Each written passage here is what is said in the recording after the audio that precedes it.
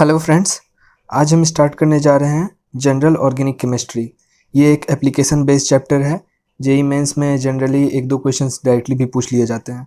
तो आइए देखते हैं जनरल ऑर्गेनिक केमिस्ट्री का पहला टॉपिक, डिग्री ऑफ अनसैचुरेशन, या उसी को बोलते हैं डबल बॉन्ड इक्विवेलेंट। तो डिफिनेशन से चालू करते हैं हम। Number of moles of hydrogen required to convert unsaturated compound to saturated compound और open cyclic structure. In short, कोई भी अनसैचुरेटेड कंपाउंड, फॉर एग्जांपल एक अल्कीन ले लेते हैं C2H4, इसको कन्वर्ट करना होगा सैचुरेटेड कंपाउंड में, मतलब अल्केन में। तो इसका अल्केन हो जाएगा C2H6। तो इसके लिए हमें 1 मोल ऑफ H2 लगेगी, तो इसका DU हो जाएगा 1। अब इसका C2H4 का स्ट्रक्चर बना लेते हैं, फिर हमें क्लियर हो जाएगा।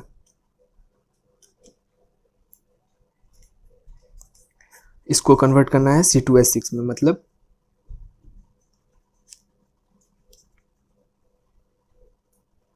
ये। तो यहाँ देखिए, यहाँ एक पाई बॉन्ड है, ठीक है, और इसका डिग्री ऑफ अनसैचुरेशन क्या होता है 1। तो मीन्स हम यहाँ से बोल सकते हैं कि degree of unsaturation equal to number of pi bonds, ठीक है। अब एक और एग्जांपल लेते हैं, फॉर एग्जांपल साइक्लोप्रोपेन। साइक्लोप्रोपेन ये एक अनसैचुरेटेड कंपाउंड है। अब इसको सैचुरेटेड में कन्वर्ट करने के लिए, मतलब कि प्रोपेन, जिसका फॉर्मूला होता है C3H8 और इसका फॉर्मूला होता है C3H6। तो यहाँ देखिए कि यहाँ भी हमें कन्वर्ट करने के लिए 1 मोल ऑफ H2 की रिक्वायरमेंट है। तो देयरफॉर इसका भी डिग्री ऑफ अनसैचुरेशन 1 हो जाएगा। तो यहाँ से हम क्या बोल सकते हैं, degree of unsaturation equal to number of rings. For example एक साइक्लोप्रोपीन है,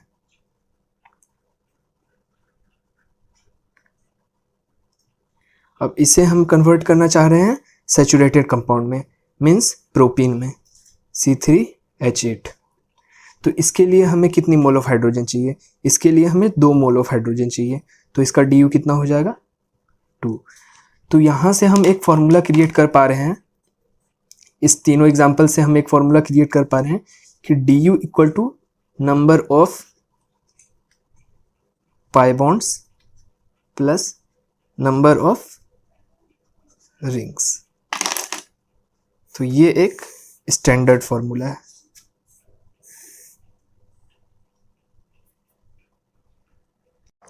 तो आइए कुछ क्वेश्चंस देख लेते हैं DU पे। जैसे यहाँ एक बेंजीन रिंग है, तो यहाँ पे नंबर ऑफ पाई बॉन्ड पहले कैलकुलेट कर लेंगे, 1 2 3 और एक रिंग। तो DU इसका टोटल हो जाएगा 3 pi bond plus 1 ring equal to 4। अब यहाँ पे सिमिलरली देख लेंगे, यहाँ पे 1 पाई बॉन्ड प्लस 1 रिंग, इसका हो जाएगा 2।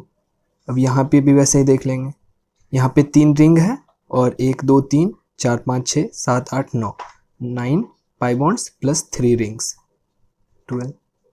और अगर मॉलिक्यूलर फार्मूला गिवन होगा तब सिंपली हम ये वाला फार्मूला अप्लाई कर देंगे, degree of unsaturation equal to C+1 minus half H+X-N, जहाँ पे C कार्बन है, H हाइड्रोजन है, X हेलोजन है और N नाइट्रोजन है। और यहाँ पे ऑक्सीजन को कंसिडर नहीं करते हैं, इसलिए अगर ऑक्सीजन दिया हुआ भी रहेगा फॉर्मूले में तो ऑक्सीजन को कंसिडर हम लोग नहीं करते हैं। तो आइए अब देखते हैं बहुत इंपॉर्टेंट टॉपिक, चार्ज स्टेबिलिटी। ये चार्ज स्टेबिलिटी पे ही पूरा GOC टिका हुआ है। चार्ज स्टेबिलिटी के बारे में अगर हमें नहीं पता होगा तो GOC में हम कुछ भी नहीं कर पाएंगे।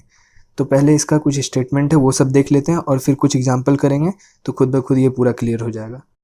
इफ़ की atom is present in same period, electronegativity dominates over size, negative charge on more electronegative atom are more stable, positive charge on less electronegative atom are more stable, and if key atom are present in same group then size dominates over electronegativity, means stability is directly proportional to size। अब ये सब तो हो गया theory वाला बात, अब इसका मतलब क्या है, तो कुछ एग्जांपल्स देखते हैं, उससे पूरा क्लियर हो जाएगा कि ये सब स्टेटमेंट आखिर कहना क्या चाह रहा है। अब यहाँ पे हमने जितना भी रूल पढ़ा उसके अकॉर्डिंग यहाँ देख लीजिए, यहाँ जो की एटॉम है, कार्बन, नाइट्रोजन, ऑक्सीजन और फ्लोरीन, ये सब सेम पीरियड का है। सेम पीरियड का है मतलब ये वाला रूल फॉलो होगा ये वाला रूल फॉलो होगा तो सबसे पहले इलेक्ट्रोनिगेटिविटी डोमिनेट्स ओवर साइज, तो साइज से पहले इलेक्ट्रोनिगेटिविटी डोमिनेट करेगा। ठीक है, अब इलेक्ट्रोनिगेटिविटी डोमिनेट करने का मतलब कि फ्लोरीन, ऑक्सीजन, नाइट्रोजन और कार्बन जो है इसमें जो ज़्यादा इलेक्ट्रोनिगेटिव होगा वो डोमिनेट करेगा। ठीक है, और उसके बाद देखेंगे कि negative charge on more electronegative atom are more stable.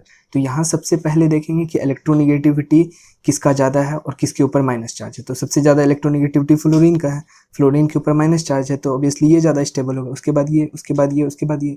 अब इस वाले क्वेश्चन में देख लीजिए, ये सब भी वही है, सेम क्वेश्चन है, सेम पीरियड वाला। ठीक है, तो यहाँ पे ये वाला रूल फॉलो होगा, पॉजिटिव चार्ज है तो positive charge on less electronegative atom are more stable. यहाँ पे पॉजिटिव चार्ज जो है वो लेस इलेक्ट्रोनिगेटिव एलिमेंट पे ज़्यादा स्टेबल होगा, तो लेस इलेक्ट्रोनिगेटिव एलिमेंट है कार्बन, देयरफॉर इसका स्टेबिलिटी ऑर्डर हो जाएगा ये। अब ये सब तो था ऊपर वाले का एग्जांपल। अब नीचे वाले जो रूल है, इफ की atom are present in same group then size dominates over electronegativity.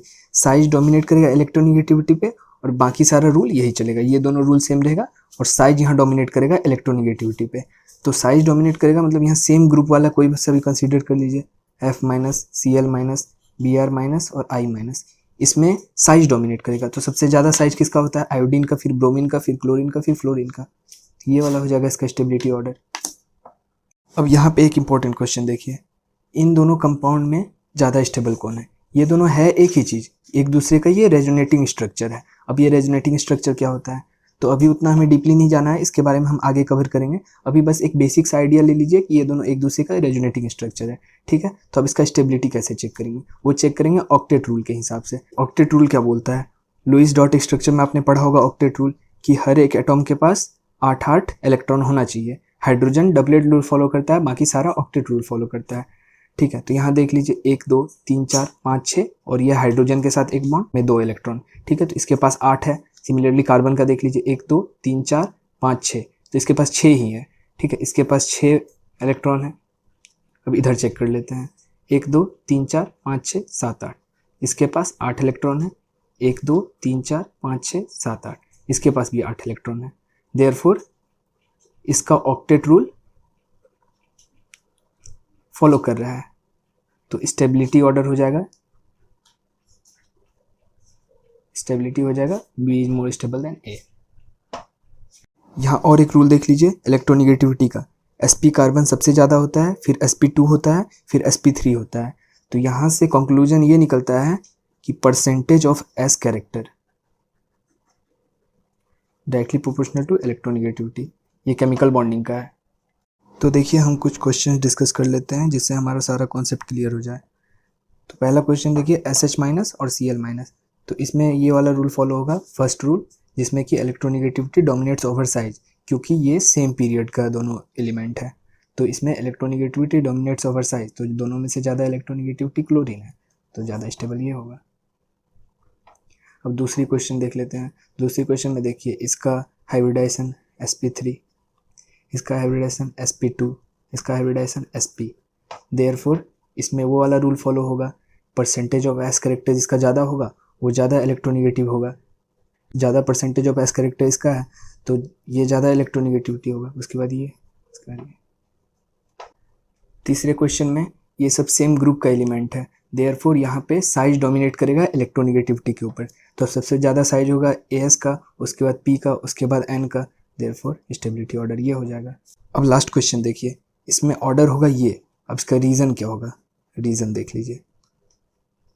Reason कुछ नहीं है, बस sp कार्बन जो है ये ज़्यादा इलेक्ट्रोनिगेटिविटी होता है sp3 नाइट्रोजन से, ये हमें ध्यान में रखना होगा बस। ठीक है, और बाकी सारा रूल के अकॉर्डिंग चलेगा। ये जो रूल है सारा पूरा GOC यही रूल के बेसिस पे चलता है। बाकी जितना भी स्टेबिलिटी ऑर्डर देंगे, एसिडिटी, बेसिसिटी, आगे जो भी क्वेश्चन डिस्कस होगा, जो भी कॉन्सेप्ट डिस्कस होगा, सब इसी पे बेस्ड रहेगा। इसमें बस हमको एक चीज़ ध्यान में रखना है कि सेम पीरियड में रहेगा तो इलेक्ट्रोनिगेटिविटी डोमिनेट्स ओवर साइज, और अगर सेम ग्रुप में होगा तो साइज डोमिनेट्स ओवर इलेक्ट्रोनिगेटिविटी, और बाकी ये दोनों कॉमन है। नेगेटिव चार्ज ज़्यादा इलेक्ट्रोनिगेटिव एटॉम पे मोर स्टेबल होगा और positive charge less electronegative element पे मोर स्टेबल होगा। या फिर इसी को उल्टा बोल सकते हैं कि positive charge on more electronegative atom is less stable. तो आइए नेक्स्ट टॉपिक देखते हैं, इलेक्ट्रॉनिक डिस्प्लेसमेंट इफेक्ट। अभी इसमें 4 टाइप का इलेक्ट्रॉनिक डिस्प्लेसमेंट इफेक्ट होता है। पहला होता है इंडक्टिव इफेक्ट, दूसरा होता है रेजोनेंस इफेक्ट, उसी को बोलते हैं मेसोमेरिक इफेक्ट, तीसरा होता है हाइपर कॉन्जुगेशन, चौथा होता है इलेक्ट्रोमेरिक इफेक्ट। अब यहाँ ध्यान रखना है कि ये तीनों इफेक्ट जो होता है ये होता है परमानेंट इफेक्ट, परमानेंट, और ये वाला जो होता है ये होता है टेम्पोररी इफेक्ट। ठीक है, आज के लिए बस इतना ही रहने देते हैं। नेक्स्ट हम डिस्कस करेंगे इंडक्टिव इफेक्ट के बारे में डिटेल में। यहीं से चालू होता है हमारा जीओसी का मेन कॉन्सेप्ट्स।